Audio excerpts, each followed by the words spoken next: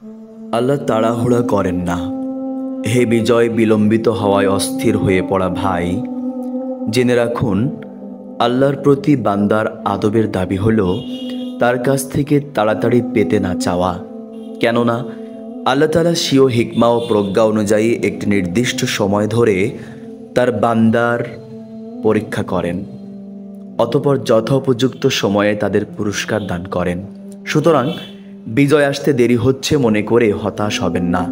যে সময় বিজয় অর্জিত হলে মুমিনদের জন্য কল্যাণকর হবে তা তিনি খুব ভালো করেই জানেন। সে অনুযায়ী যথাযথ সময়ে বিজয় আসবে ইনশাআল্লাহ।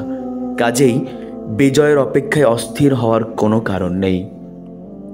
সহিহ বুখারীতে খাব্বাব বিন আরাজ রাদিয়াল্লাহু তাআলা আনহু থেকে বর্ণিত হয়েছে, তিনি বলেন, আমরা রাসূল সাল্লাল্লাহু আলাইহি ওয়াসাল্লামের কাছে অভিযোগ উত্থাপন করলাম। তখন তিনি তার চাদরকে বালিশ বানিয়ে কাবা শরীফের ছায়ায় বিশ্রাম করছিলেন। আমরা তাকে বললাম, আপনি কি আমাদের জন্য সাহায্য প্রার্থনা করবেন না?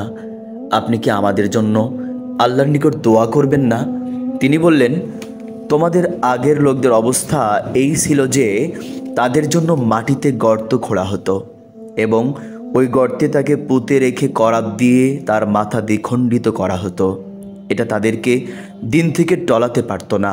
লোহার চিরুনি দিয়ে শরীরের হাড়, মাংস, শিরা, উপশিরা সব কিছু ছিন্ন ভিন্ন করে দেওয়া হতো।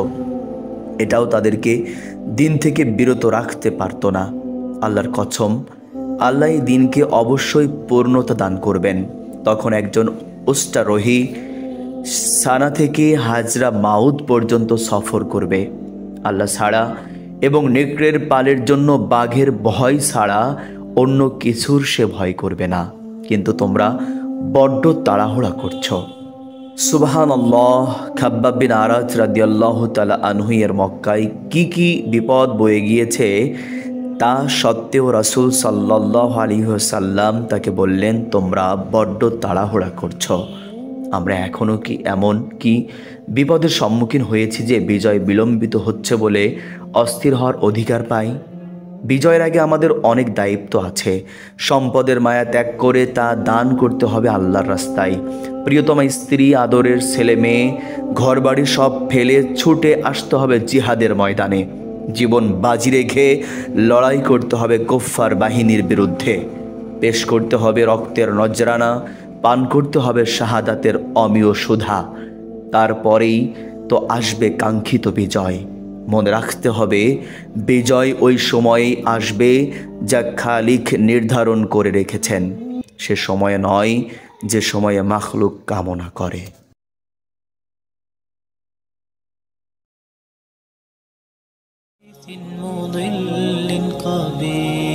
تبختر ترجل بصوت